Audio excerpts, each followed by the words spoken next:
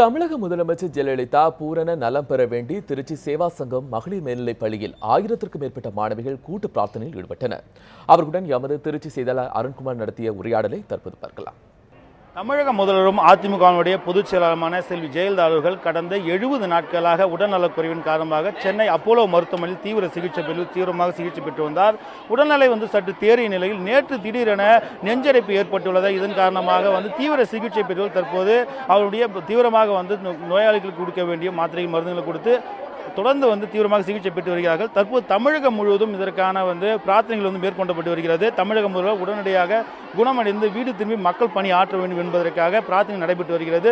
திருச்சியில் இருக்கக்கூடிய மகளிர் பள்ளியில் நாம் நின்று கொண்டிருக்கிறோம். தற்போது அவருடைய பிரார்த்தனை காட்சி நம்மால் பார்க்க முடிகிறது. அவருடைய முதல்வர் அவர்கள் இருக்காங்க, சில தகவலை பெறலாம். சொல்லுங்க, இப்போ எதற்கான பிரார்த்தனை, என்ன மாதிரியான பிரார்த்தனை மேற்கொண்டு?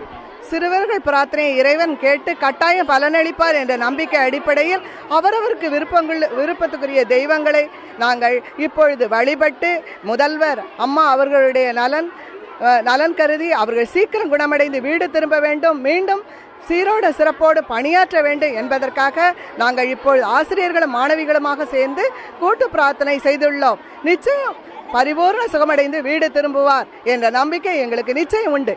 அப்போது இந்த பள்ளி மாணவிகள் இருக்காங்க, அவர்கிட்ட சில தகவலை பெறலாம். சொல்லுங்கம்மா, இப்போ என்ன மாதிரி பிரார்த்தனை மேற்கொண்டீங்க? எவ்வளோ பேர் இந்த பள்ளியில் படிக்கிறீங்க? எதற்கான பிரார்த்தனை இது எங்களோட முதல்வர் அம்மா சீக்கிரமாக குணமடைஞ்சு வரணுன்றதுக்காக எங்கள் சேவா சங்கம் பள்ளி சார்பாக எல்லா மாணவிகளும் சேர்ந்து இந்த கூட்டு பிரார்த்தனை பண்ணியிருக்கோம். இதன் மூலியமாக அம்மா நல்லா குணமடைஞ்சு சீக்கிரமாக பதவியில் ஏற்கணுன்றதை நாங்கள் வேண்டிக்கிறோம். எங்களுக்காக எங்கள் அம்மா எவ்வளவோ பண்ணியிருக்காங்க.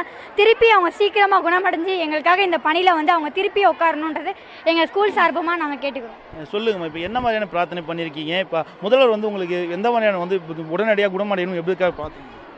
முதல்வர் எங்களுக்கு நிறையா பண்ணியிருக்காங்க. இலவச நோட்டு புத்தகங்கள் வழங்குறாங்க, மணிக்கடினி, சைக்கிள் போன இதெல்லாம் வழங்குறாங்க. அவங்க சீக்கிரமாக உடல்நலம் சரியாகி திருப்பி ஆட்சியில் இருக்கணும். அதான் எங்களோட அந்த பள்ளி மாணவிகளும் சிலர் இருக்காங்க, சில தகவலை பெறலாம். சொல்லுங்கம்மா, பிரார்த்தனை எவ்வளோ நேரம் பண்ணீங்க? என்ன மாதிரியான பிரார்த்தனை பண்ணுவீங்க? நாங்கள் 10 நிமிஷம் அந்த மாதிரி மேலே பண்ணியிருப்போம். கண்டிப்பாக அவங்க குணமாகி வருவாங்க.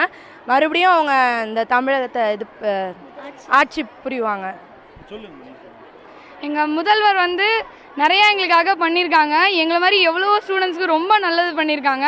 இவ்வளோ நல்லது பண்ணவங்க கண்டிப்பாக இன்னும் ரொம்ப நாள் இருப்பாங்க. அதுக்காக நாங்கள் எங்கள் ஸ்கூல் வரசக்தி விநாயகர்கிட்ட வேண்டிக்கிறோம்.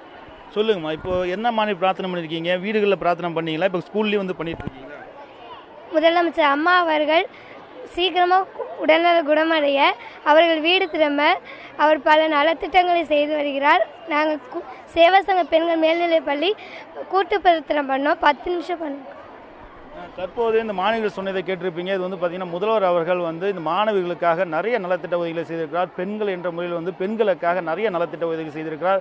இவனுடைய உடனடியாக பூர்ணமாக குணமடைந்து இன்னும் தமிழக மக்களுக்கு மேலும் சிறப்பிப்பார் என்பது இந்த கடவுள் ஆணையிட்டு நம்பிக்கையுடன் தெரிவிக்கிறார்கள் இந்த மாணவிகள். நியூஸ் 7 செய்திகளுக்காக சுரேஸ்வரன், திருச்சியிலிருந்து அருண்குமார்.